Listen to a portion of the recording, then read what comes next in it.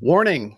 The Speed Golf Baby audio experience contains radical ideas about how fast you can play golf and how good you can feel while you play. If that's not your thing, stop listening to this podcast right away. I implore you. You've already downloaded it. It hits our numbers already. So thanks. And now, Speed Golf Baby, let's go. I'm Adam Lorton, executive producer of Speed Golf Baby. Welcome to the Speed Golf Baby audio experience, where we are all about speed golf, the faster, fitter variant of the beautiful game of golf. Whether you'll be in Japan with us or just refreshing your Instagram feed, please subscribe to the podcast on whatever platform you're listening to. Rate and review us. It's a par 5 for Speed Golf Baby, 5 stars. And remember to subscribe to the Speed Golf Baby YouTube channel. That is where the magic happens. Finally, if you're Speed Golf curious, get the Speed Golf Starter Pack for free at speedgolf.baby/start. Last time on the Speed Golf Baby audio experience, you heard the audio of our U.S. Speed Golf Open short film. Feels like an eternity ago. It was a good time. This time, it's our complete, comprehensive course and competitor compendium for the Speed Golf World Championships. Joining me on the long flight to Tokyo, it's PGA professional, Sultan of Springfield Speed Golf, Garrett Holt. Garrett, welcome back. Thank you, Adam. I'm excited to delve into this, and Tokyo's just around the corner. It might be a bumpy ride, but let's go. Did you know that the word delve is the number one tell for whether a person has used ChatGPT to formulate their response? No, I do not. All right. So the Speed Golf World Championships are taking place November 14 and 15, practice round on the 13th at the 700 Club in Tochigi Prefecture. I just hit my 250-day streak on Duolingo yesterday, Japanese. So I can say exciting sentences like, is the ticket gate on the underground level? And do you have a garbage can? I'm told that there are not a lot of public garbage cans in Japan. Yeah, they're definitely not. Yeah. Man, you were killing it on the Duolingo. It's been fun. I like learning languages. So you haven't learned, like, where do I drop from here and where's the out of bounds and I ran out of golf balls? I have an idea for a video that I'm hoping we can do with Joe Matsui, which would be a Japanese speed golf vocabulary lesson. Yeah, because almost all golf words are transliterations straight from English. So it's like bogey, buddy, padu. Yeah, that would be awesome. Double bogey. There's a great PGA Tour video from years ago with Hideki Matsuyama teaching Tiger Woods, Rory McIlroy, and Jason Day some Japanese. And it's just very clever, very funny. I'll send it to you later. Awesome. I love that. There are 2 events at the World Championships. We've got the individual stroke play event, which has a prize of 300,000 yen, Correct. About 2,000 US dollars, to the winners. I believe that should be for each division, right? Open, women, and seniors. I don't know about that.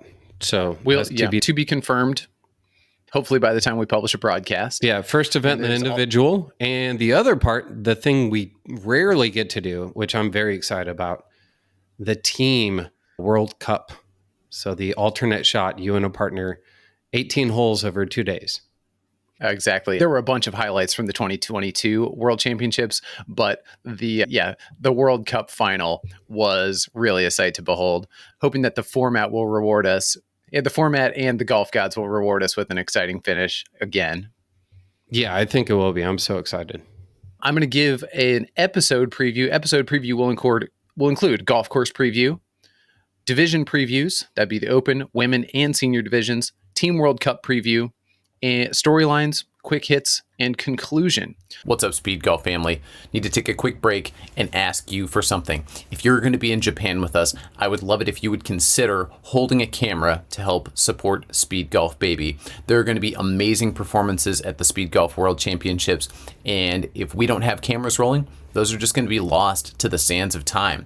So if you're going to be around, if you would consider holding a camera, you get a front row seat to an elite speed golfer's performance, and you get a big shout out on our next broadcast. So if that's something you would consider, you know where to find me, and we'll find a way for you to contribute. Thanks for considering this, Speed Golf Baby. Let's go. So let's talk about this golf course, Garrett.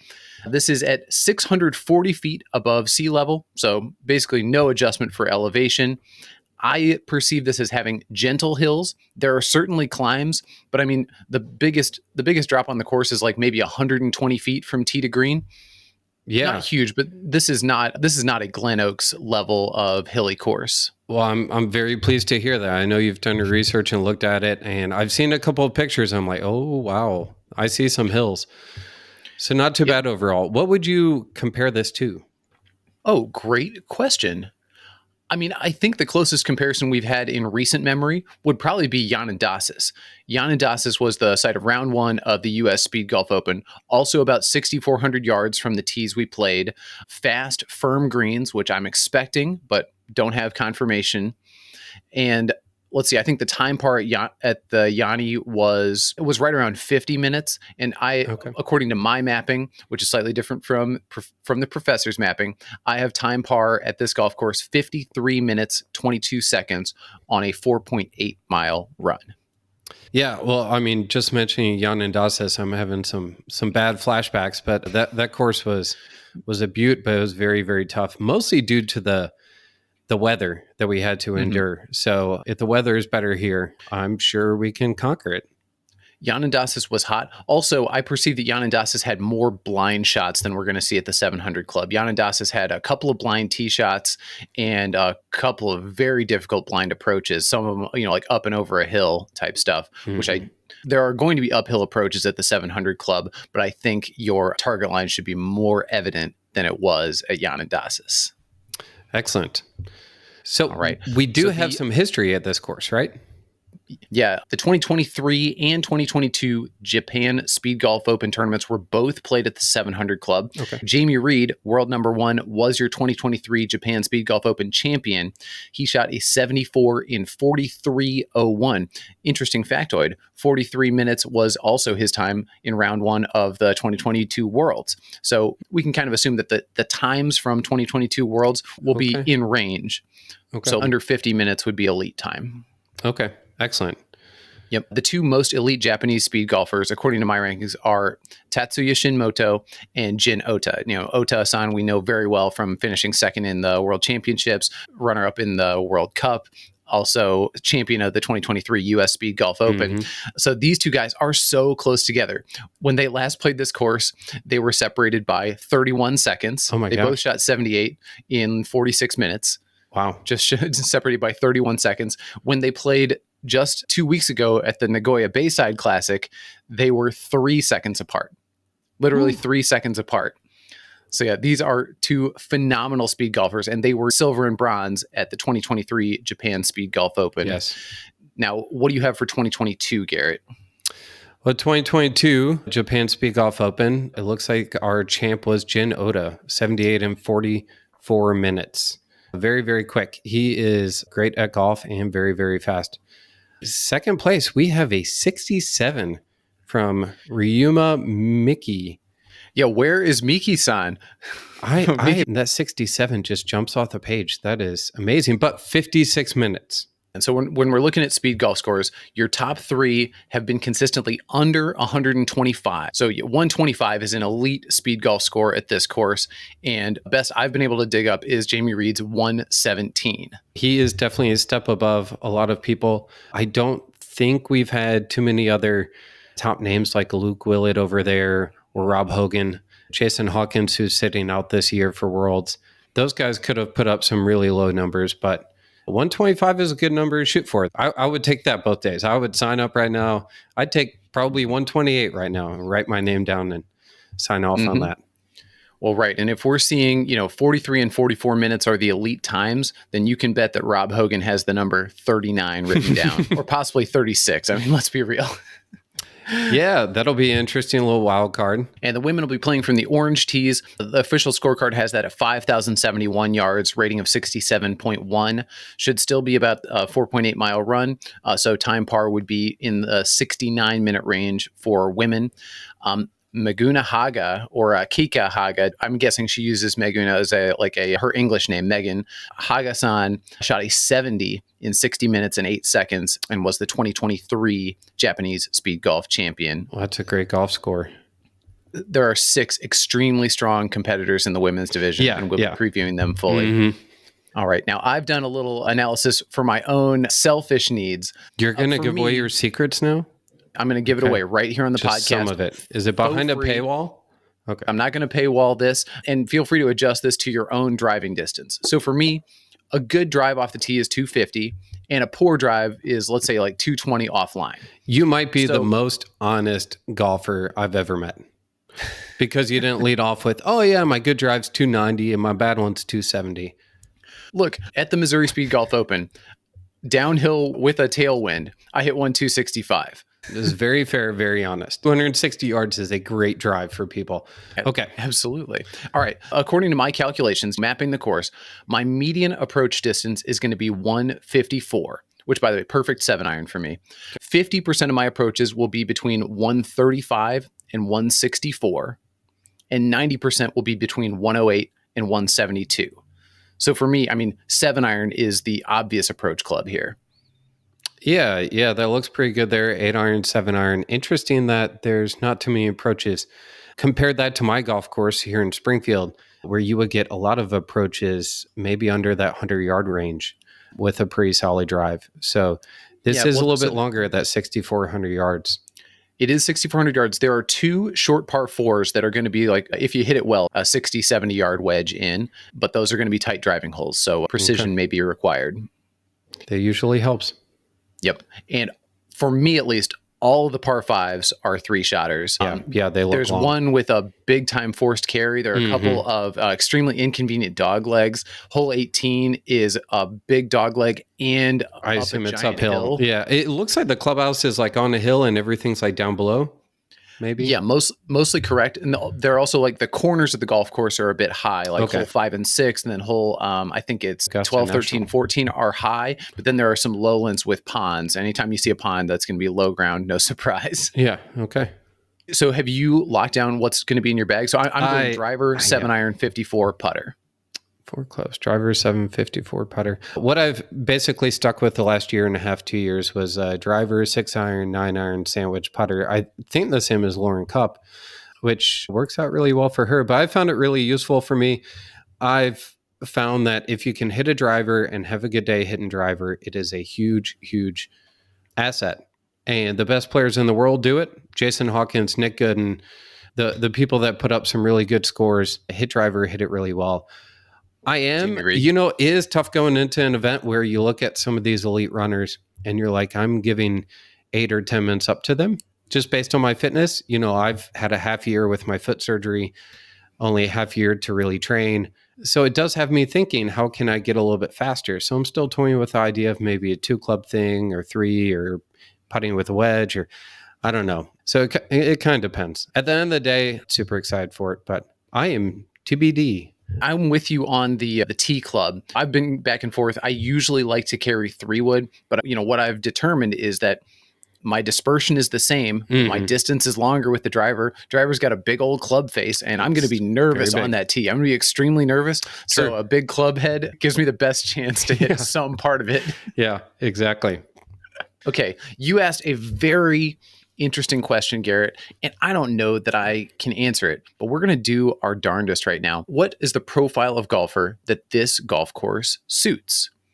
I'll open it up by saying this is a resort golf course that is made to be difficult but approachable. Yeah. We've seen numbers in the low 70s. We saw that 67 from Miki-san. Yeah, you got course rating 70.7 for the white tees and 67.1 for the orange. And the golf scores. Yeah, it looks like you can take it pretty deep. So let's think about stylistically here. So there's one style, which is, let's call it Rob Hogan style, which is I'm going to play the fastest round of golf I can play where I can still play acceptable golf. So for Hogan, acceptable golf is like maybe shooting a 78, but in, let's say, 36 minutes. Let's do that math real quick. 120. Well, all right, 78 plus 38 would be a speed golf score of 125, which we would agree that is elite speed golf. Yeah, they'll be in the hunt. Yeah, and then you've got, let's say, somebody more like a Scott Dolly, or a Nick Gooden. These guys, they live and die by their golf game. They're going to be a few minutes slower than the top guys, but they have the capacity to shoot 10 shots better. And I would think they'd be definitely under that time par. Not sure your calculation versus other people's and what we've had in recent memory, but I know that Nick and Scott, when they hit it pretty well, your time does get faster. So maybe a 50-minute round or 48 in 70, that'd be 120, 118. Yeah, I think that's very much in range. So where do we always land on this sort of thing? It's good golf.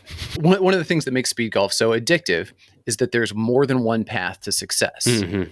So going into that, I mean, you brought up Scott Dolly, and forgive me if I'm like jumping the gun on this, but Go ahead. one of the things is he's done one club for part of the season. And we've seen how fast and how low that can get him, and, move him really high up on the leaderboard and compete against Jason Hawkins as home track because he shoots really well with one club, but it can be very volatile and you can throw up a big score after that. All right. My hot take is that if you want to go one club at this golf course, that is a fast track to being top 15, but not top 3. I don't think there's any chance that you're going to be top 3 carrying one club. Scott Dolly had an outstanding one club round, his first round at the Kentucky Speed Golf Open, and he was still one shot behind Jason Hawkins, who played mediocre. Yeah, very true. And I mean, with the caliber, especially women's division, senior, but men, open, all of them, you got to figure there's probably in the open division 10, 12, 14, 15 people that could put up a 72. And maybe out of the fastest, there's probably 4 or 5. So not all 5 people are going to blow up and shoot 78 or 80.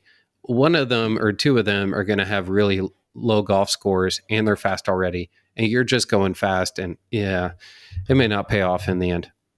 Right. I think if you are trying to minimize your downside, absolutely go one club. Then, I mean, you're guaranteeing that you're shaving off 7 or 8 minutes off your time. Yeah. But I think that's a sure path to not make the podium. All right. Well, so mark it down at the 19-minute mark. I changed my mind on what I'm doing. And 20 minutes from now, I may change my mind back again because that's how I am. All right. Well, I think we've been beating around the bush long enough, and it's time to talk about actual names. And I want to start in the open division, which is where you and I are competing. Spoiler alert, I have us rated as the 33 and 34 golfers out of 44. Garrett is one ahead of me. Oh, it's very kind of you. But I'm going to start with the honorable mentions, the guys who are almost in the top 20. James McMaster from Australia. He is the golfer I could see jumping up in these standings because he is an elite golfer. And his speed is still in question. He played in the Nagoya Bayside Classic in Japan just a couple of weeks ago. Oh, yeah. Posted a 65-minute round. However, he got rerouted and got passed by people. So that time is not indicative of his actual potential. All right. Yeah, he's a great ball striker, and it's been a little bit since we've seen James, but he's been reinvigorated and back at it. So exciting. Yep. Now, ranked 20th, I have our American friend, Nick Gooden. Nick Gooden, explosive golf game, an efficient runner, but not the fastest. Highlights would be 4th place in the 2023 U.S. Open, where he had the best round of anybody not named Jin Ota on day 2. Yes. Yeah. 3rd in Missouri this year, 7th at the U.S. Open this year. His golf game was still rounding into form this summer. He had taken on a new job and had less time to play golf than usual, but I'm expecting he'll be in fine form when the World Championships roll around. His ceiling is so high. His floor is so high. Even though he hasn't had the rounds click exactly the way he's wanted to really compete. I mean, he's at the Missouri Open, and when we hosted the U.S., like he's neck and neck with some of the other top names that have come and visited and competed, but he's never going to be like very far away from the lead. Like he can jump right in there around 2 and get back in the hunt.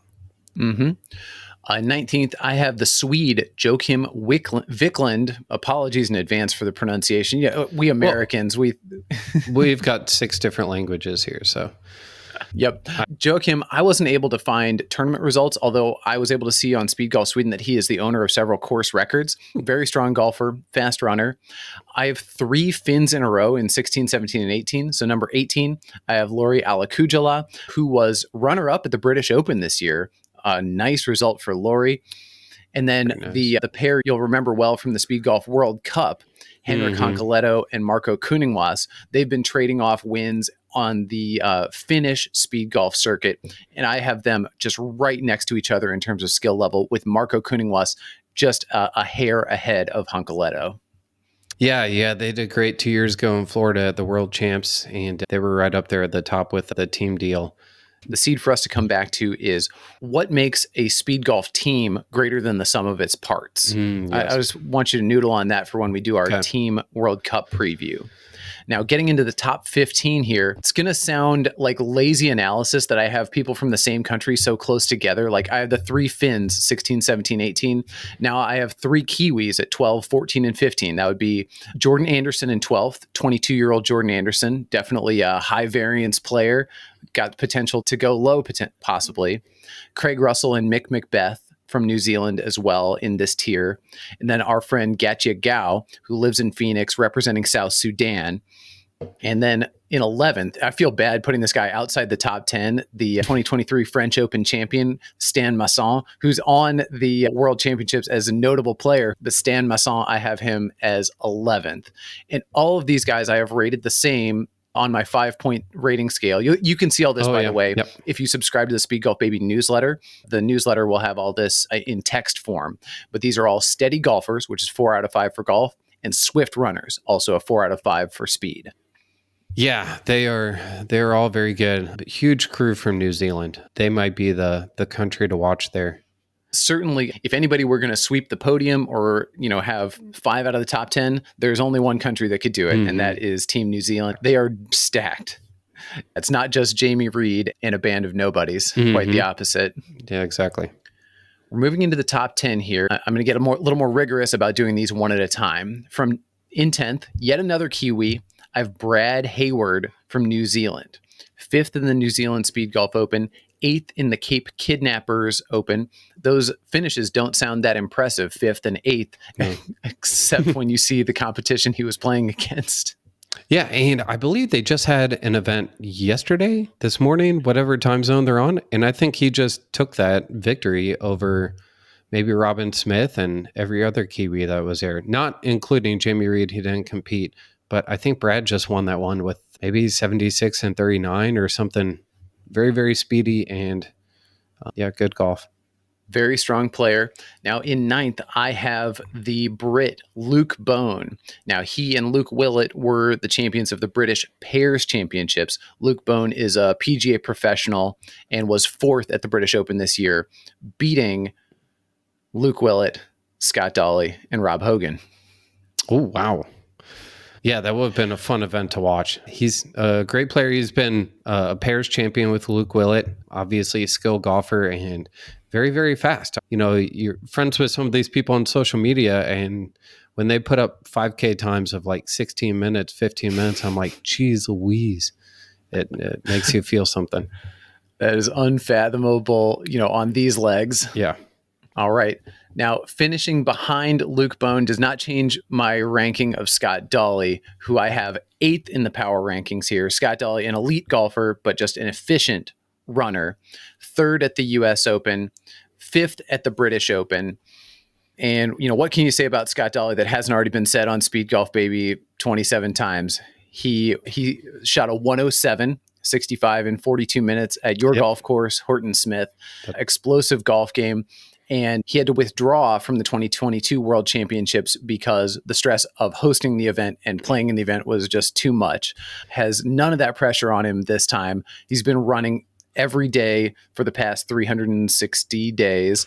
His priority is to show up in world-class speed golf shape for this event. Yeah, I think he'll be in the best shape he's ever been in. He's put together special rounds for years and years. I still remember one of the first rounds, competitive speed golf, the world champs in Chicago. And I think he put up maybe the first round of like even par or something in like 50 minutes. And yeah, he's just a stud golfer and has gotten fitter and committed himself. And it'll be fun to see what he will do. He's, I guess, arguably our best chance here for the U.S. Certainly the Americans' best shot. Second best I would have as Nick Gooden, then Jim Davis, the radiologist from Detroit, my now home state of Michigan. Jim Davis could surprise some people. We know he's going to bring it. And he wears the Hogan holster, which I think the Hogan holster is the fastest speed golf equipment setup. Although I could be persuaded that it's the Silo. Yeah. It was good that we mentioned Jim Davis. He was just outside the rankings at 26 and put together some good rounds in Kentucky.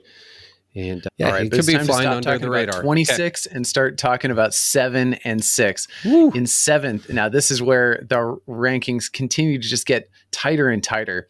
7th was the 6th place finisher in the 2022 World Championships, the champion of the pairs, Robin Smith, Jamie Reed's partner in crime, a former competitive field hockey player. Got an unusual kind of abbreviated golf swing, but he's really fast. Excellent ball striker. Short game, I think, would probably be the worry, if anything, is. Interesting. Yeah, I didn't know that much about it other than he definitely didn't just, get the championship just by being Jamie Reed's partner. He is a stellar golfer himself and probably been one of the Kiwis most challenging Jamie for the last 2 years at their events in their own country. It's kind of been neck and neck between the two of them. It has, but ahead of Robin Smith, I have another Kiwi name that was not at the 2022 Worlds. His name is Bernie Smith. Now, he was the runner-up at the New Zealand Speedgolf Open. Now, we know, spoiler alert, Jamie Reed shot 99 at this event, a 68 in 31 minutes. Whew. Bernie Smith's scores from that event, 104, 103. Oh, geez. Extremely consistent speed golfer. Well, this will be exciting. Yeah, but maybe his first big event here, so we'll see how that goes. But now we're going to see how he responds to the pressure. Yeah. So but the New Zealand Speed Golf Open is pressure. But I agree, the world's stage. I mean, there's no substitute. And that brings us experience at the World Championships to number 4 and number 5, home country advantage, home field advantage. We've got. I'll let you pronounce the names. You've practiced this more than me. Sure. We've got in number 5, he is the reigning world number 2. I have him rated 5th right now, and that's Jin Ota, 2023 U.S. Open champion, 2nd at the Nagoya Bayside Classic, 3 seconds behind Tatsuya Shinmoto. Jin Ota, a world-class speed golfer. And 2022 Japanese Open champion, we did mention at the top. Ota-san, it's rare to see him shoot worse than what, 78? Yes. Yeah. And he's very, very consistent. You could almost just fill out the scorecard before he plays. He's got that Jason Hawkins-like quality. He's not big like Jason Hawkins, but he never looks like he's in a hurry. But all of a sudden, 43 minutes have gone by and he's done with the golf course. Yeah, I don't know what it is. Some of those fast players just... Yeah, I was shocked to see it in person at the 2023 U.S. Champs where he won. Just how quick and efficient, and it just made it look so easy. And rare to see a poor golf shot from Ota-san. And then ahead of Jin Ota by just the smallest. Oh, we got to use metric units, right? We're going to Japan by 1 millimeter. Is Tatsuya Shinmoto. He's played in every event on the Japanese tour this year. First at the Ibaraki Open, first at the Iga Open, first at the Hokkaido Open, first at the Nagoya Bayside Classic, and second at the Japanese Open in 2023, losing only to world number 1, Jamie Reed. Again, what can you say other than world-class speed golfer, Tatsuya Shinmoto? Okay, well, when you read out that CV, I mean, Jin Ota, all respect to him. He's a heck of a speed golfer. I would trade my game for his. But yeah, when you read off everything that Shimoda has done, that's amazing. He definitely deserves that 4 spot, and you can make an argument for even higher. Yeah, speaking of make an argument for higher, I wonder if there are going to be any in the peanut gallery who disagree with who I put at 3rd. At 3rd, I mean, the most famous speed golfer alive, the most interesting man in speed golf. The most famous right now, probably. Certainly for not speed golf people. Yeah, he's not famous for speed golf. He's famous for for the word Maruch. Maruch and the beard and the yelling. Irishman, Rob Hogan. Yes. He was your French Open champion this year, 2nd place at the Irish Open, 6th at the British Open. I would say, I mean, this guy has supersonic speed, is a steady golfer, and because of that supersonic speed, the floor is as high for Hogan as it is for anybody in this field. It is, yeah. And I mean, Rob elevated this sport like no other until maybe Jamie Reed, but just totally revolutionized this sport for the last 10 years, 12 years, 13 years. I've witnessed his speed and his tact and his mental fortitude at the US Champs that we hosted in Springfield. But I might be one of those people that actually think he's a little too high just because there's so many other really good players that have played more this year and put together better rounds. I think he's a little high, but that just shows how deep this field is from 1 through 8. All right, you heard it here first, folks. Garrett Holt says Rob Hogan is overrated. He's a little high. Yeah. That's all right. I love Rob. I mean, Rob's big Rob Hogan pal. fans around here. But actually, you mentioned like the mental fortitude, the focus. That's what gives me confidence keeping him in the top 5, despite having, let's say, by his standards, a lackluster year of performance. The level of focus that he brings to every event, he's leaving nothing on the table. Yeah, I totally agree. And I would love nothing more than to see him just go crazy and just put up a time that no one can even fathom. And he's totally capable of that. Right. And he was your bronze medalist, your 3rd place finisher at the 2022 World Championships. Now we're into the top 2. And I actually, for a while, I did not have him this high. But as I was looking at the CV, my spidey senses started tingling. Now I'm talking about Luke Willett, our friend, the UK speed golfer, world traveler, Luke Willett. And here's what I think about Luke Willett. His 2024 season is Rob Hogan's 2022 season. Remember when Rob Hogan in 2022, he ripped off the British, French, and the US Speed Golf Opens in the matter of like 5 weeks and won all of them. That's what Luke Willett has been doing this year. Won the US Open, 2nd place at the French Open, won the Irish Open, won the Finnish Open. Just been all over the place, winning. Won the British Pairs Championships, won the Missouri Speed Golf Open. This guy, I mean, he is on a world tour of dominance, and there's only one person who can stop him. Yes, exactly. Well, wait, hold on. Actually, scratch that. There are 2 people who can stop him. Wow. No, one is Jamie Reed. The second one is Luke Willett himself, if he decides to carry just a 6-iron. Oh, very true. And yeah, I mean, you're talking about one of the best seasons that we've seen in a number of years. And that's why, in my eyes, I mean, I haven't seen too much from Jamie Reed. He's obviously taken everything to another level and can separate himself like no other. But I think Luke Willett's season, I think he is the best guy going in to the event. I think there's a lot of unknowns about Jamie, but I think Luke is the guy that can take it. Well, and I think you're selling Jamie Reed short. Jamie Reed is the New Zealand Open champion when he shot a 99. And do you know what he said? He said that shooting 99 was not his best round of the year. He said his best round of the year was at the Cape Kidnappers Open, which was at the Cowrie Cliffs golf course, where he shot an even par 71. Do you know what the second best golf score was that day? Probably 82 or something. I think it was an 81. Yeah. I apologize for not having that number top of mind, but Jamie Reed can shoot level par at very difficult golf courses. And he has not put up a horrible round at all. We may see Luke or Rob, Scott, a number of people put up some bad rounds once in a while, but I don't think I've ever seen Jamie put up a bad round. I'm sure he has rounds that don't meet his standards, but what would you pay to play one round that doesn't meet Jamie Reed's standards? I'd pay some good money for a couple of these qualities of the top speed golfers. Oh, sorry. I need to back up on Rob Hogan for a quick second. Yeah. Rob Hogan also has a special key to my heart for another reason, which is that I've seen a video of him recently practicing, and he is practicing with a junior putter, which popularized by our good friend Nick Evans, the Pink Streak. I am now using a junior putter. I've seen Rob Hogan using a junior putter too, which I think is a nice compromise for him, because I think we would all agree he loses strokes from wedge putting. Not many, but he does lose strokes from wedge putting. But carrying a full-size putter is a meaningful drag on the weight. So I think the junior putter is a nice compromise. Yeah, I wonder what you're actually losing, though, in weight. And then... you mean from the 4 inches of shaft? Okay, maybe not that much. Yeah, and then what do you do? So he's got the holster, but if you throw it in a bag, like what if the thing falls in? My putter shaft, oddly enough, with my silo, like I have to clip it like really high up on the shaft because it's a little skinnier.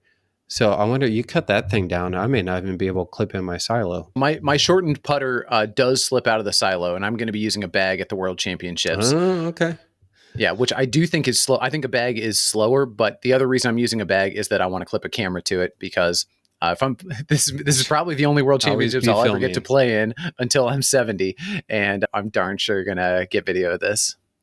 Yeah. I mean, that'll be interesting to see him putt with that. And yeah, it's one of those things you look at it, it's like, well, I lost a couple strokes there. And, Luke Willett's been awesome with the wedge putter. All those previous podcasts where we're watching him, I'm like, oh, I love the wedge putting. I love the wedge putting. And then I'm like, why is he putting with a wedge?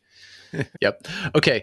Before we move on to the women's division, I want to ask you a couple of sleeper questions. Who outside of the top 5 do you think has the best chance at a podium finish? Outside the top 5. Oh, do I get extra points if I go really, really low on the board? Just do it. Well, I mean, probably the safe play would be Robin Smith or Scott Dolly. I feel like Tron Carter from No Lane Up. I'm going to choose like 5 people. Robin Smith or Scott Dolly. I think Nick Gooden, if he puts together a good round, I've played with him at Horton a number of times, and he can go very, very low. He hits it so straight. I'll get done with a round now. I'm like, yeah, I got 4.8 miles. And he'll be like, yeah, I got 4.3. I'm like, goodness. He just finds a shortcut, just hitting us straight down the fairway. So, I mean, a 66, we haven't seen anything crazy like that from men in a while. That could go a long way. No, that's absolutely in range for Nick Gooden. The other thing about Nick Gooden and golfers of his caliber is that a golfer at my skill level gets meaningfully worse when we play a hard golf course. But Nick Gooden doesn't get worse when he plays a hard golf course. Scott Dolly doesn't get, and Ota-san, Shinmoto-san, they don't get worse when they play a hard golf course. Yeah. So I do think that that's a factor to consider. I mean, my pick here is Bernie Smith. Bernie Smith shot 104, 103 at the New Zealand Speedgolf Open. I understand we haven't seen him on the world stage, but I think he certainly has potential to break into that top 3. Now, you've mentioned Nick Gooden, a nice sleeper pick. Who else outside the top 10 has a shot at, let's say, top 8? I'd say Gachik Gao. He put together some great performances, not just in Missouri, but the U.S. champs this summer in New York. Great golf ability, get the speed just a little bit quicker. So I'd say definitely him. I mean, obviously, I'm going to go with people that I've seen and witnessed a lot. And so this can be tough for me to choose someone in Finland or New Zealand, but Gachik has a great game. Yeah, Gachik, a plus handicap, slow golfer, and he is certainly not slow. My picks here, I think the people who could break in from outside the traditional would be players with an explosive golf game. So I think James McMaster has a chance here. I think Joachim Wickland has a chance here, and Nick Gooden, like you said. I'm going to ask you a question, Garrett. What would constitute a successful World Championships for you when you think about your individual performance? Well, I mean, I don't know if people know this. I had foot surgery in February and couldn't walk for 6 or 7 weeks and couldn't run for about 3 or 4 months. So I didn't even start running till early May. So just getting through the 2 days, I feel like I've gotten a little bit more fitness than I had this summer. But anything under 80 always leaves good taste in the mouth when you put together 76, 78. So yeah, just have a great time and have 2 fun days of relatively stress-free golf. Love that for you. Yeah. What about you? Yeah. Same story. My job is to have fun, get great videos, and play to the best of my abilities. If I can make 2 or more birdies over the 2 rounds, I think that would be super fun. Mm-hmm. Yeah, minimize those double bogeys and figure out how to hit a darn driver. Yeah. And by the way, if I figure out how to hit the driver, all those other goals become a lot more likely. Yeah. It all comes down to that tee shot. It could be a blessing or a curse. Yeah. We are moving to the women's division here. And according to my totally well-researched spreadsheet. Very, very well-researched. Well, thank you. I did spend a lot of time on this. I was not able to find data on every speed golfer. Not everyone is like Speed Golf Japan with every tournament result perfectly documented for historical purposes. So to me, there's a big gulf between the top 6 and the rest of the women's participants. Mm-hmm. And so as we review these top 6, I have number 6, and the margins between these 6 players are very, very thin. But number 6, I have Amy Linton from New Zealand. She was the runner-up at the New Zealand Speed Golf Open and was just a few seconds behind Liz McKinnon. Now, we know good. Liz McKinnon's potential as a speed golfer. She has a world record under her belt and is the reigning New Zealand Open champion for several years running. Great golfer, great athlete. Actually, in between those two, again, very difficult to nitpick at this level. I have Maguna Haga or Keika Haga, Keika Haga, depending on which name you go with. But she has been the Japanese speed golf champion 2 years running. In the two events she played this year, she won them both, the Ibaraki Open and the Nagoya Bayside Classic. We mentioned her at the top. She shot a 70, 2 under par 70 at the 700 Club a year ago. A force to be reckoned with. And that was in 60 minutes, not a slow time at all. No, not a slow time. That time part is interesting for the women because I look at that and I think, well, Lauren could break that pretty easily and Emily could break that pretty easily. So in fourth, I do have Liz McKinnon, who won both events she competed in this year, the Northland Speed Golf Open and the New Zealand Speed Golf Open. I thought I read somewhere, has she never gotten anything lower than first? I mean, that would be a great piece of trivia for us to know. Yeah. I mean, she's just been amazing and wasn't, as my recollection, that she wasn't at Worlds 2 years ago. So I'm really excited to see her play. Yeah. So, I mean, if it's true that she has never lost an event, then this is going to be her first test against truly elite competition. Mm-hmm. I mean, and that is no disrespect to Amy Linton, who is, like I said, just a few seconds behind Liz in the New Zealand Speed Golf Open. In third place, I have former world champion and 2022 runner-up Lauren Cupp. Yeah. And what can you say about Lauren Cupp that hasn't already been said? I'll tell you something that hasn't already been said. Okay. When I talk to ChatGPT about women's speed golf, ChatGPT won't shut up about Lauren Cupp because she's been all over the internet. And so what does ChatGPT, a compressed ball of the internet know? It knows that the name most associated with women's speed golf on the internet is Lauren Cupp. Yeah, she's definitely the most out there and the most traveled, probably competed the most. She has traveled to different countries, but the top two haven't moved out that much. We haven't seen them on the world stage as much, but they do have history of beating Lauren head to head. So that's right. In second place, and this is again by a razor thin margin, I have Mila Halinoro, 2022 world champ, ahead of Lauren. Mila, she won the Finnish championships and actually beat Henrik Honkaletto in that. Cool. Henrik Honkaletto, who I have ranked, 15 among the men? Okay. 17, sorry, among the men. That's something pretty similar to Lauren. She beats the men frequently. Yes, she does. She beats me all the darn time. Stop beating me, Lauren. Look, if I were shooting in the low 70s, I would be very competitive with Lauren. I don't like having her behind me. She's quick and efficient. Yeah. Right. And she doesn't miss fairways, like you were saying about Nick Gooden. Yeah. Yeah. And so, Mila Halinoro, first at the Hyvinka Championships, and then also plays mid-amateur golf on the European circuit, was tied for 29th at the European Mid-Am Ladies Championships. So, a very accomplished golfer. And 2022 world champs. Oh, sorry. Buried she the was lead. First, 2022 correct? world champion. She Mila was first Halinoro. over Lauren. Yeah. Yes. She beat Lauren head to head.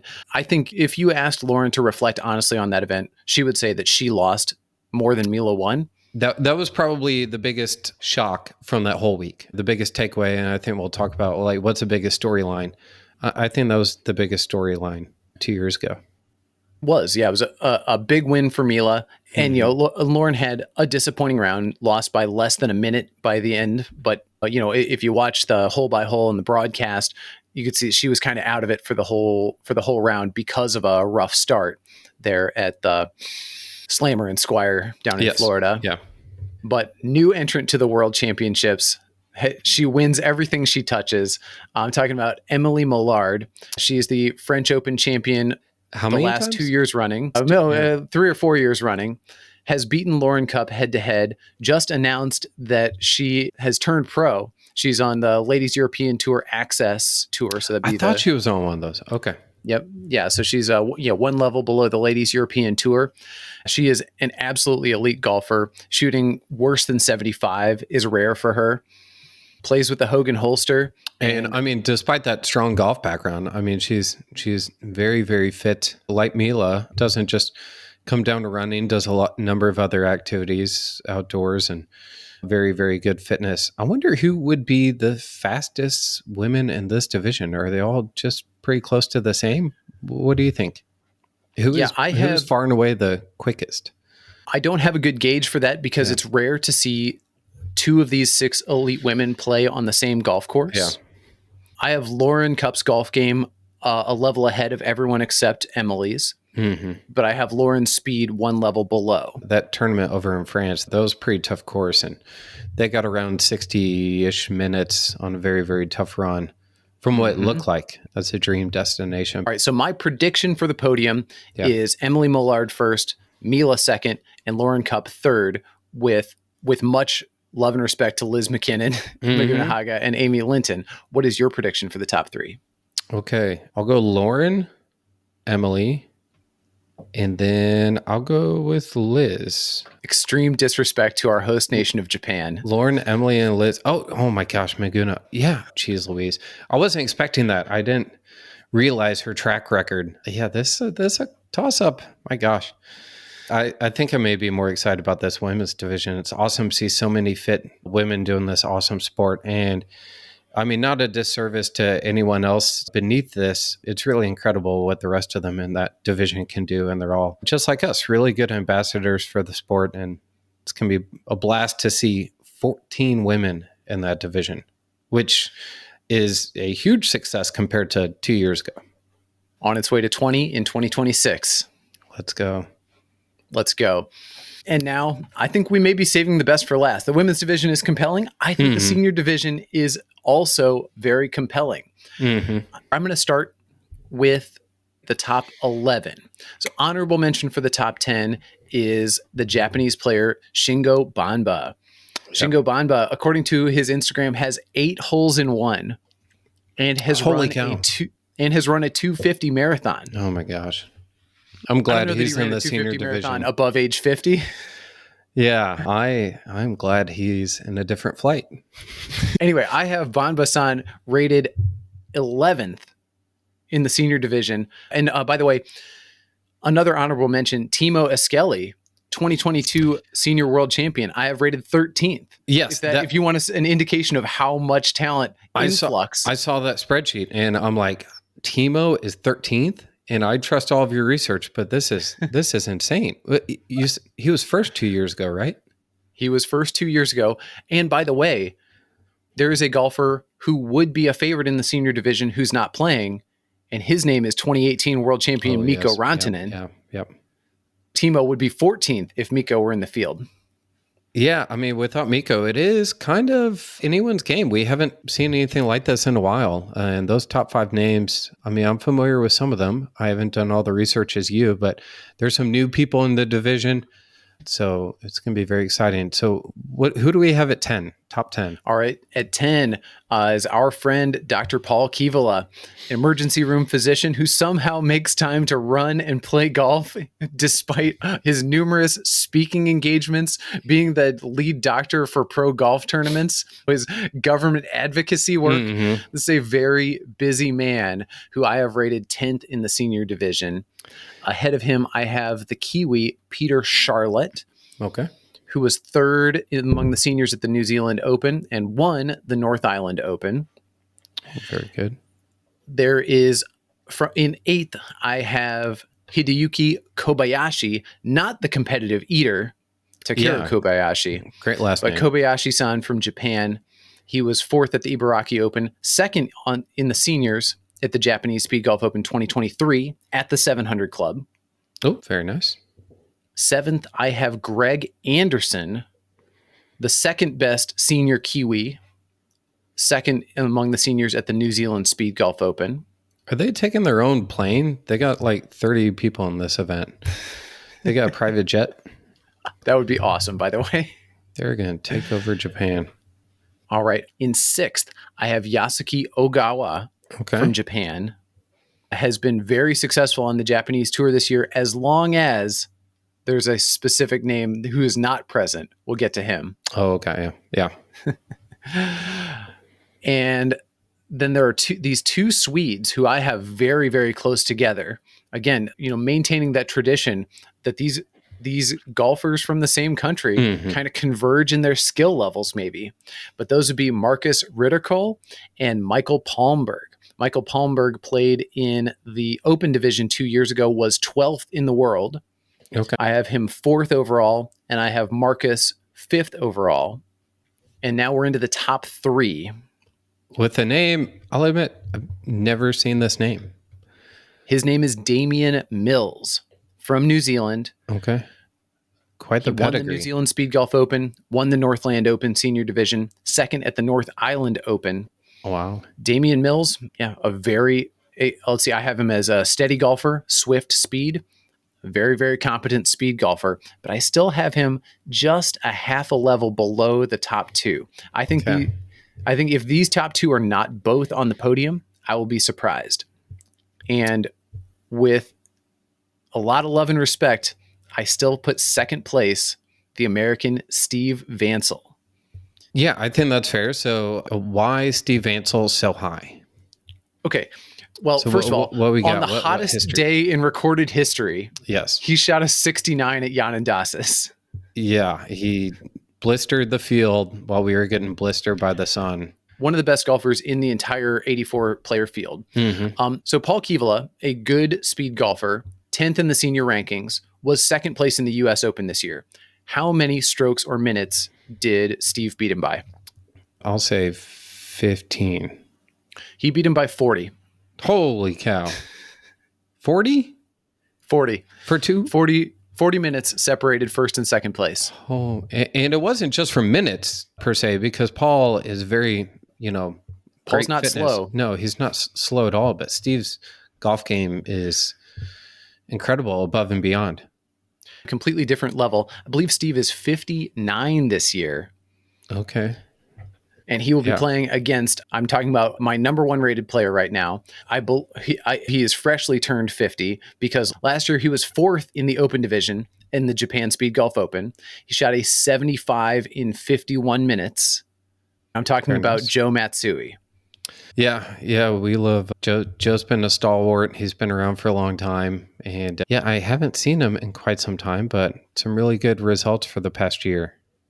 Joe Matsui has played in 2 events on the Japanese Tour this year, won both of them, won the senior division in both of them. That'd be the Ibaraki Open and the Nagoya Bayside Classic. He has great experience at the 700 Club, freshly turned 50. He is so fast. 51 minutes at the 700 Club, 2 minutes under time par at age 49. I like his chances. Yeah, and between he and Steve, it's going to be one of those things where someone definitely has the upper hand in speed and the other person could have the upper hand in the golf. I agree. My favorite Joe Matsui moment, he was one of the featured speed golfers at the 22 U.S. Open at Horton Smith, your golf course. And I was on the tee interviewing him. I asked, what's in the bag? Are you making any adjustments? And it was all pretty vanilla until I asked, do you have a goal today? And Joe Matsui was like, yeah, I have a goal today. 107. Oh, nice. I was like, oh yeah, there's only one goal, and that is to break the speed golf world record at the course where it was set. Wow. I love that. Yeah, he's got that drive, and his track record in Japan. I don't know how many times he won the Japan Open, how many years in a row. They should have named it 6 times in a row. Yeah. Talk about a guy who's not going to be flustered by the moment. I don't anticipate Joe Matsui being flustered by the moment. No, definitely not. Huge home field advantage. Even if, I don't know how often he plays it throughout the year, but I guarantee he's probably played there 10, 12 times. That is huge. To go to a course like us, we've seen it one time before, like a day before we play, and to just roll up on the greens and know exactly what's going to happen and where stuff is a huge asset. You had asked, are we sure that Jamie Reed is a head and shoulders above everybody else favorite? And I'll give you one more data point in support of Jamie Reed. which is I've been texting a lot of speed golfers asking, hey, when are you getting to Japan? You want to shoot any videos? What's your itinerary? He's And so getting there when I early. talk to a lot of golfers, they're like, nah, I'm going to tourist for a few days. I'm going to see the sights. I text Jamie Reed and he says one sentence: I will be at the 700 Club starting Monday. See ya. He got there early in Florida too. Makes a lot of sense. I'm not sure the jet lag from New Zealand, but he showed up early in Florida 2 years ago, played a number of rounds, knew the course really well, did his homework, and it showed. So I know a couple other people that are going to work pretty hard at that. And then you got some people like me and maybe you in this boat. I'm going to be a little bit of a tourist and then play golf and see what happens. Oh, yeah. I plan to be playing with a belly full of sashimi. All right. Oh, final thing on the seniors. Give us a dark horse pick. Come back to me. You go. Okay. I say the two Swedes, they're not rated that low, 4th and 5th, but both Michael Palmberg and Marcus Ritterkull, these guys can shoot in the low 70s. They're very not slow. I would not be surprised to see either of them on the podium. All right. And I'm going to choose dark horse of Timo. Timo Skelly to outperform that 13th rating. Love that. Absolutely. I mean, definitely for a podium. I mean, first 2 years ago, and I haven't seen his stuff this year, but he's been there before, so he's definitely a threat. Amen. All right. And now it's time for the Team World Cup preview. So let's first talk about the format here. Sure. My understanding, and the rules are not fully documented yet, or at least have not been published yet. Yeah. Before, there were 3 different formats: alternate shot, then alternate hole, then best ball. I thought best ball was so cool, and I'm sad to see it go away. My understanding as of now is that this is going to be a 100% alternate shot event, also known as foursomes. Wait, by the way, Garrett, can you tell me why alternate shot? Alternate shot is a name that makes sense. Foursomes, the word foursomes makes no sense to me an alternate shot. No, it doesn't. But when you compare it, so, I mean, golf originated in Scotland. There are foursomes and 4 balls. And 4 ball is where there are 4 golf balls in play. And foursome is not 4 ball. So foursome would be 2v2. I think it's pretty common across the pond to do a partner deal, even on just weekend golf. Just you play with a partner and you alternate shots. It's a little less common growing up in America. Very individualist country. Yeah, I guess so. But it's a super exciting event. And the way that it looks, and maybe this is based on time constraints and sunset and such a big field, but each day 1 and day 2, you play 9 holes in the afternoon with your partner. And there is no cut. And it appears that there is no playoff or like final 3-hole thing. It looks like it's just 18 holes and whoever shoots the best. Well, that's going to be exciting. And this is proper alternate shot in that if I hit the tee shot on hole 1, we alternate through hole 1, but then you hit the tee shot on hole 2, regardless of who holed out on the first hole. Yes, correct. Yep. All right. Now I'm going to ask you a conceptual question, Garrett. Okay. Other than hitting good golf shots, what does a good teammate do on the golf course? Like, what makes a good teammate versus a mediocre teammate in foursomes? Yeah. I don't know if this is obvious or not, but just kind of taking things in stride and not getting too stressed out or too worked up about stuff. If you've played a weekend scramble with people, no one likes to be with a partner that's like, oh, I'm so sorry I messed up that shot. I don't want to hear that. I hit it there and, he's going to hit it. And maybe knowing the other person's ball flight, where to expect their ball to go. I like that. Getting some rounds in together for that comfort, I think that can go a long way. And I haven't looked at some of these pairings. There might be some people who are going to be partners but haven't golfed with each other that much. And then there are some people who are partners who have golfed together a lot. So that could be a deciding factor. Yeah, that's one thing I was trying to establish is, does it matter how much you've practiced together? I'm sure it matters a bit, but it seems like the most important ingredient would be 2 great speed golfers. Yeah, I think definitely comfort with each other and golfing with each other. I mean, if you've golfed with your partner and you've seen them through the high and the low, you know what they're capable of. You're not going to get stressed out if they're poorly or not or playing really well. Comfort, I think, is really key. And for a lot of us, we're not going to have comfort with the golf course. So if we can have comfort with our partner, that can help. But if you don't know the course very well and you don't know your partner really well, I mean, there's two things that are going to provide stress before you even hit a shot. Amen to that. Okay, and then last conceptual question.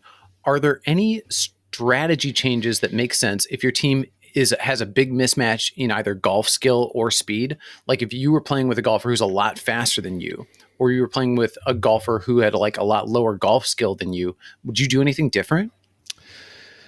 I think it would be good to talk with your partner about like how you're going to handle it. I've played a number of alternate shot rounds, not many recently, but in the past. And one of the very first times I did it, I felt like we were just leapfrogging each other. Like we didn't want to like hold the other person up. And so we were like sprinting, and then he's sprinting and I'm sprinting. So maybe like come into an agreement on like, hey, you take your time. I'm not going to run so fast that you're going to get winded. We're going to like just discuss with your partner a game plan based on that scenario and where, you are as far as golf skill. And yeah, I think communication will be pretty key, or just, that comfortability and the practice element. What do you think about this?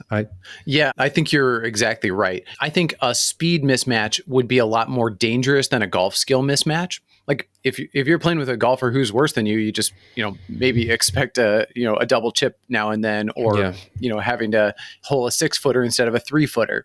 But if you're playing with somebody who is a lot faster or slower than you, then I do think it makes a lot of sense to come to an agreement or have some norms around like how fast are we actually going to play this thing, because it would be detrimental to your team Yeah. to try to push the pace faster than another player can play. Exactly. That's just going to ruin their golf game. Yeah. All right, so I let's agree. let's preview some teams here. There are 3 teams in the mixed division. Okay. Let's see. We have Cyril Fournier and Britta Ushkamp. We have Mats Akesen and Runa Peterson. We have Philip Behrens and Gita Prajawati. And the mixed division will be interesting. I don't have enough information to rate these teams. I actually have them really close together. Mm-hmm. There are 4 teams, according to my research, playing in the senior division. And of those, I think there are 2 that are going to be the most competitive. Second, I have Paul Kivala and Shane Lakins representing NAFTA. Yeah. US and Canada. Shane's maybe one of the newest people speed golf within the last year or so, and really done a lot with it. But we don't know a lot about his game. I think he's a really good golfer. Don't know a lot about his fitness. I don't know if he and Paul have ever met in person. So They played together at the US Speed Golf Open. But they did. their Oh, interactions yeah, would that's have right. been Shane limited. came down for that. Yeah. That's right. Okay. But then in my opinion, your clear favorites in the senior division are Joe Matsui and Shingo Banba from Japan. Mm-hmm. Yeah, absolutely. Now, much more interesting would be the women's division. Ooh. I think there are 2 highly competitive teams. I have both of them rated in like a gold division, but slightly behind, I have the American team of Lauren Cupp and Paige Vansel. Now, you didn't hear Paige Vansel's name in the women's preview. She is here only for the team event. This is Steve Vansel's daughter, who is a college golfer.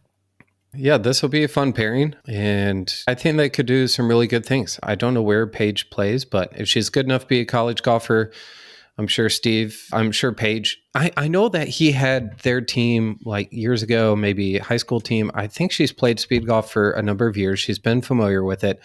I think she knows what it entails. I'm sure she's, trained up. And I think being with Lauren, I mean, it's going to be a really approachable pairing, and I could see them doing really well together. Yeah, we know Lauren is a great teammate. Paige plays for Northwest Nazarene University. She's a sophomore with an 80.4 scoring average in college golf. She can play. Yeah. But your favorites in the women's division are the Kiwi duo of Liz McKinnon and Amy Linton. Really similar golf games, really similar speed profiles. They are the team to beat. Yeah, definitely the team to beat. And there's only probably one team that can take them down. I would agree. Now, the biggest division by far would be the open division for team play. Yep. And this is going to sound like heresy, but in the bronze division, I have some top 3 finishers from 2 years ago. The team of Marco Kuningwas and Henrik Honkaletto. I loved their team play in the Speed Golf World Cup final 2 years ago. 3 pars, really stress-free, great teamwork, and great team spirit. Oh, they won the prize for team spirit, and yeah, they were great partners. It looked stress-free. You were not there, correct? You weren't there I in wasn't there. 2022. Yeah, I saw only it saw in the videos. person, and they very solid golf games and very comfortable with each other. It's crazy to see them so far down. Well, this is just the combination of their player ratings. If I'm going to do a proper rating here, these guys are at the top of the bronze division. Other mentions in the bronze division, the Swedish team of Wiklund and Palmberg. Okay. The American team of Scott Dolly and Jim Davis. Very good. And the mixed team, or American team, if you wish, of Steve Vansel and Gatje Gao. I think that team is going to be very, very solid. I can't call it a U.S. team with Gadget representing South Sudan, but those are 2 really good golfers. Similar speed, I think. Both really low key on the golf course. I think the calm nerves under pressure are going to serve them well. I really like this team. I want to see them do well. Yeah, I'm really impressed with overall games, seeing them in person in Missouri and U.S. Now, interesting, the silver division, according to my really rudimentary rankings, 6 Kiwis. The New Zealand team, and they took that Craig personally. Anderson and Damian Mills, Brad Hayward and Jordan Anderson, and Bernie Smith and Craig Russell. Okay. All really similar profiles of speed golfers. Yeah. So who's going to come out on top in this division? I have no idea. Could Gatchik and Steve Vansel beat them all? Potentially. Mm-hmm. Could we have all 3 New Zealand teams on the podium? 1, 2, 3? I hope not. Yeah. But the first line of defense against that happening has got to be Team Japan. Oh, wow. Shinmoto and Ota-san together. I mean, again, 2 speed golfers who are right there, same golf skill level, same speed. And yeah. I don't know if this comparison is good, but I feel like it's when you have like 2 really big companies that dominate the market trying to merge. These top 3 teams, like, they shouldn't be allowed to play with each other. They're way too good. So these top 3, I mean, Oda and Shimoto, Willett, Bone, Reed, and Smith, like, man, these are powerhouses. They are. And so, yeah, also in the gold division, Luke Willett and Luke Bone have played together, won the British Pairs Championships. There's not a lot of team play in speed golf. I think that's something I would like to see more of in 2025. Yeah. And then, of course, your favorites are going to be your reigning World Cup champions, owners of the best shot in recorded speed golf history, Jamie Reed and Robin Smith. And the most dramatic putt onto the green by Robin Smith. Oh my gosh. I was pulling my hair out. Yeah. Poor guy. They're the world team champion. To beat. Yeah, poor world champion. Yeah, that was a special moment, and maybe we'll see something special again this year. Mm-hmm. And you, of course, are playing with your Springfield native, Nick Gooden. What would constitute a great effort for you guys? Like, what do you think would be a reasonable 9-hole score for you? Well, I mean, it's good there's no cut this year. We barely missed the cut 2 years ago, shooting probably our worst golf we've ever shot together. So, I don't know. I mean, I would think 9 holes. I have, what is this, 36 on both 9s? I would hope we're, within even 1-2 over per 9 each day. We could definitely. That's great golf. My bias here is that alternate shot, like if I'm going to shoot a 40 and you're going to shoot a 38, then our alternate shot might be a 41. Like, I think alternate shot is harder than individual golf because you have to play somebody else's shot. But if you're playing with a player who's good enough, that can help a lot. So, if Nick was going to shoot a 34 and you were going to shoot a 38, then maybe you guys are going to shoot 36. Yeah, I don't really expect anything. Hopeful for a fun round. It'll be good to get another crack at it. I know 2 years ago that kind of left a sour note in our mouths. Just really kind of struggle at the Slammer and Squire. So excited to give it another go. And your partner, Professor Chris Hundhausen, and I are partners in this. I'm actually wondering if we are going to voluntarily withdraw from the second round of this because I think I want to be following the top players with the camera. Yeah, 2 of our best ambassadors for speed golf. Nick and I are pretty similar on time and maybe golf ability. you and Chris, where do you guys stack as far as time? Is there a big discrepancy there? Small? Chris is a slightly better golfer than I am. Although if we're playing from the white tees at 6,400 yards, that probably evens that out. Oh, yeah. Because I am a little bit longer than he is, and I'm a couple minutes faster. The one thing is that Chris plays 200 plus rounds of speed golf a year, but he's really conscious that he wants to make sure he's never getting injured. And so he actually plays almost all of his speed golf monitoring his heart rate and keeping his heart rate in the 130s. Oh, okay. He's very accustomed to speed golf, not very accustomed to high intensity speed golf. Oh, yeah. So I think kicking the speed up another level, especially after playing 18 in the morning, will be tougher on Chris. And I think managing pace will be a big thing for us. Yeah, that's a really good point. Same thing here. I know with our rounds, I go out really casual with a couple other guys, and Nick always goes really fast Sunday mornings before work. It's something you have to get used to, because even if you are trying to go a little slower, you do kind of speed up, and you can go faster, which is fun. You can take little shortcuts, but yeah, it's a different demon. And like you said, I wish we did more of it. Same. Well, you and I literally have the power to change that. That's true. Yeah. Question for you, Garrett. That concludes our Team World Cup preview. Give me a prediction or two for what are going to be the biggest storylines at the end of this week. Talking about the course history and how many people have shot really, really good scores, I think we may get at least 2 rounds in the 60s. I think a couple of people can go under, and I don't know whether it'd be all just on one day, or different divisions, but I think 2 rounds in the 60s. What about you? Both of them, Emily Millard. Well, then maybe I'll say 4 rounds in 60s. And then the other big storyline you're predicting is Rob Hogan failing to show up, which I'm just flabbergasted that you're blaspheming our number one speed golf ambassador like that, Garrett. I'm just doing it for the clicks. Just put this out there. I'm just kidding. I love Rob. He's amazing. But I just don't know if he's as consistent as like a Luke Willett throughout the whole year. And I didn't see Luke scoring the British champs, but I know Luke took down Rob at the Irish champs. The Irish Open, yep. And the score was a little higher for Rob there. So, yeah. But yeah, if you want to get some clicks, I'm put it out there. I'm completely with you that Luke Willett looks like the hungriest speed golfer in the world this year. Yeah, I'd say most refined. I mean, they're all very hungry. I mean, the competitive drive, but yeah, maybe most refined. I like that. Yeah, I don't have any hot takes for headlines, but I do think a New Zealand clean sweep of, well, let's see, New Zealand winning the women and open division for World Cup is very much on the table. New Zealand winning all 3 categories of the individual competition is also on the table. Mm-hmm. Jamie Reed, Damian Mills, and Liz McKinnon. Damian Mills would be the longest shot there, but I have him ranked 3rd. I mean, I think a big storyline would be Jamie not winning it. I mean, that would as much as I've talked about Luke, I mean, him not taking it down is, I mean, that would definitely be a big storyline. All right. We are going to get to some quick hits here, Garrett. Sure. What is the one piece of gear you can't compete without? So I'll say, if you were at the starting line with 2 minutes till your tee time, what would you run back to your car to get? Rain gloves. Easily. Yeah. Rain gloves. Yeah. The sweat, the dew. The last time I tried going out one time, it was like 90 degrees. Oh, maybe it was 85, but humid. I'm like, I don't need gloves, whatever.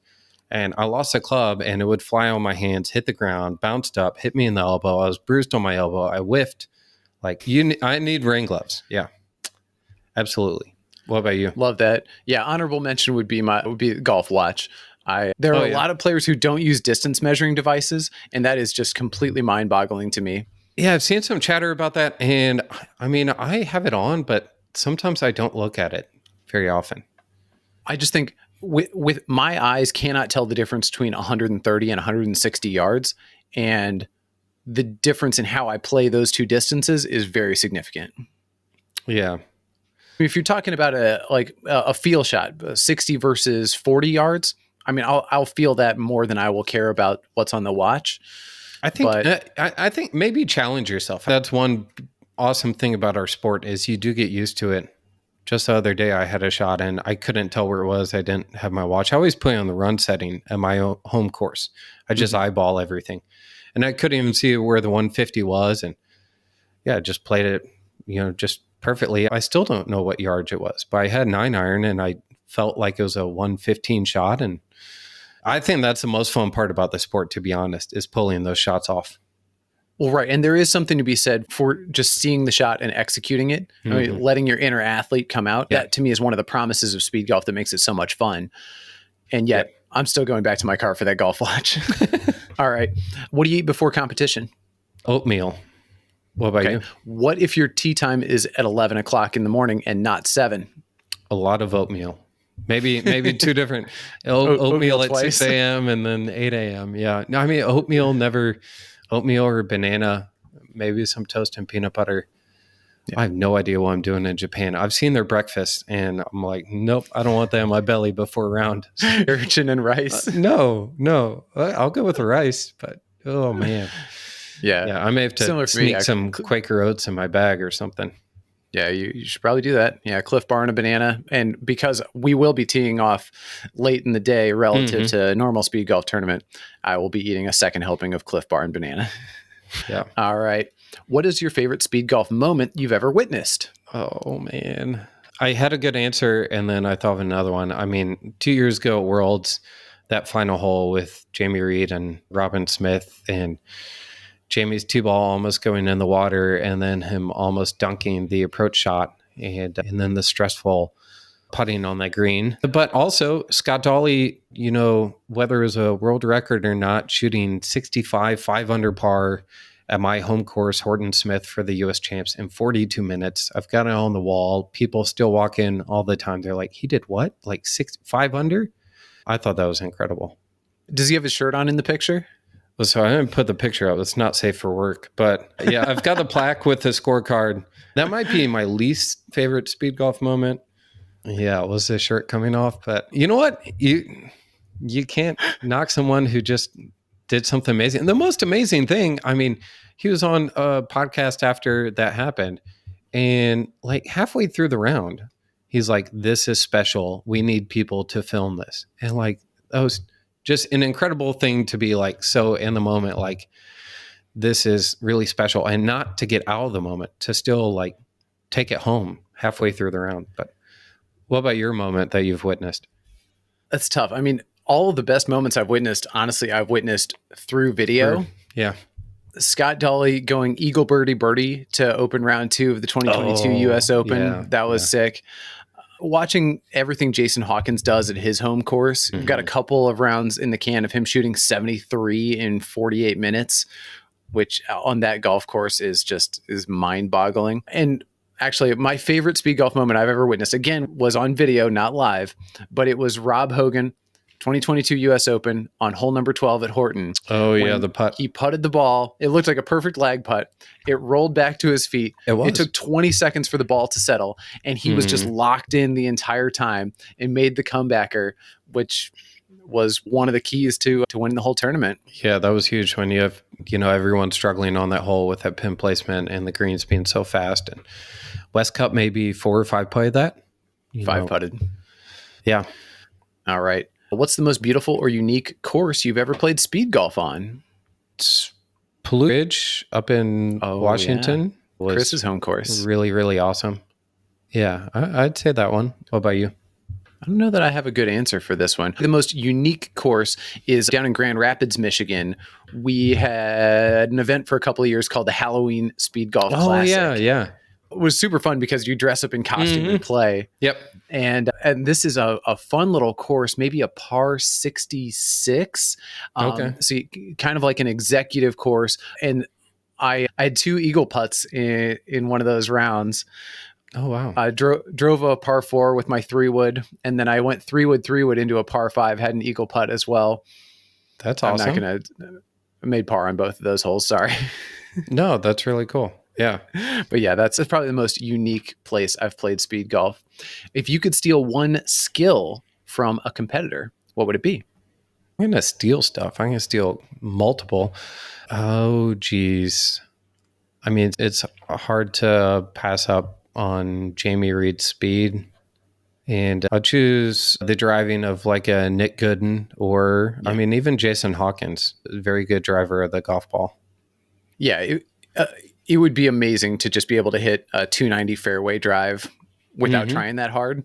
But my answer to this is I would steal Rob Hogan's setup time. Oh, yeah.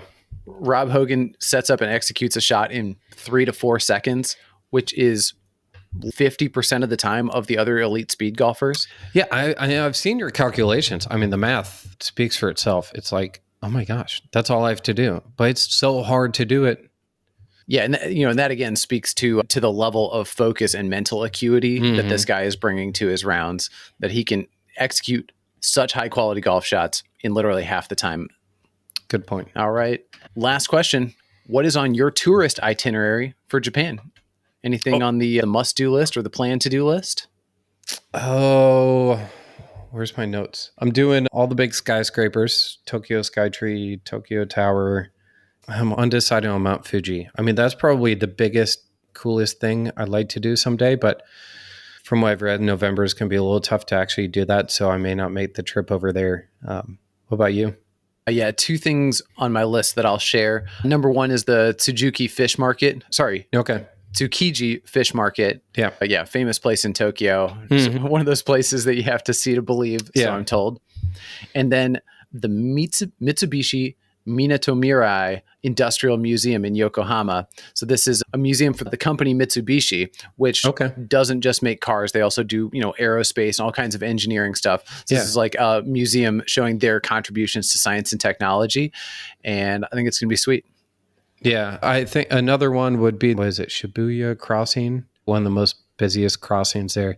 And, being a runner outdoorsy, there's a tiny little park with a creek that runs through it. And I can't remember the name of it. And it's just like right next to some neighborhoods. And it's maybe just a couple 100 meters long. But you just get away from the hustle and bustle of the city. And then there's these old buildings and it's just really, really peaceful. I'm going to try and grab some lunch and just chill down there. Love that. Well, if you're going to go to Shibuya, do you want to do the thing where you drive go-karts in costume through Shibuya I have Crossing? looked at that, but yeah, I don't know. Yeah. It sounds I- ridiculous. I want to do Yeah, it. I think I'll probably pass on that because then, I mean, you're on someone else's schedule. And yeah, it does look hear pretty you sweet there. though. I'd be throwing out banana peels trying to get people to spin out. Mm-hmm. I can get in trouble for littering, of course. I'm not going to litter. Don't cancel me. All right. Before we go, any ask, request, any thoughts you want to share with whoever's listening? Oh, I mean, obviously subscribe. I mean, Speed Golf Baby is your thing, Adam. I'm very honored to be on it. But yeah, the more the clicks and stuff that you put out there is pretty cool. And I am shocked. I am constantly surprised. I will have customers at the golf course come in and ask me about speed golf, and they found it through these videos. And it's just the coolest thing. And they're asking me questions about it. And it's really, really cool to see this stuff out there. I'm hoping that we can do our best at getting the updates for the worlds out there pretty quickly as it goes on. What are our plans for getting that stuff out there? As far as scoring, or are there any video plans? Anything in the works? I mean, I have lots of video plans. It's unclear what Speed Golf Japan is going to permit me to do, but until otherwise directed, I plan to try to produce a broadcast Okay. and a documentary like we did for US Open. Oh, yeah. And Yeah, that was fun. And I got a couple of fun video ideas. And if you have listened to the podcast this far, I will share a couple of the ideas that Nico and I have in the hopper that we're hoping to execute in Japan. One, I want to do my Rob Hogan impression in front of Rob Hogan. I'm a little scared, but I want to try it. You can't be scared. You just got to go full on commit. No. I want to get a Japanese vocabulary lesson from Joe Matsui, a speed golf vocabulary lesson. Yes, I think that's clever. So funny. I want to do a couple of Japanese driving range reviews. Oh, yes. If you're looking for someone, we'll take offline, but I may keep one club on me and then just pop around to one of those ranges. That's fascinating thing about the city. Yeah, that one is very much on my list. And then I don't know if we can make it happen, but I'm going to bring my Nintendo Switch. And this is a video I've been wanting to do for a very long time, which is called real speed golfers play Mario Speed Golf. Oh, nice. I'm not number one at almost anything, but Okay. I'm pretty darn sure that I am the number one Mario Speed golfer in the world. Okay. Yeah. There's certainly the number one real speed golfer who plays Mario Speed Golf. So yeah, that would if be you're a listening to blast. this Yeah, and you let's think find you a can way. beat me, do at me. Do let me know. That'd be great. All right, Speed Golf family, we got to hit the road. Thanks as always to producer Nico, who puts the finishing touches on these episodes. Thank you, Garrett Holt, for going through this marathon Worlds preview. It's been a blast. Can't wait to see you across the big pond. Absolutely. Thank We you. hope that you listeners are feeling tired but satisfied after today's effort, that you're fired up about Speed Golf 2, and that you'll join us next time. Topic TBD. Don't forget to subscribe to the YouTube channel, and until next time, keep it in the short grass. Bye. See you.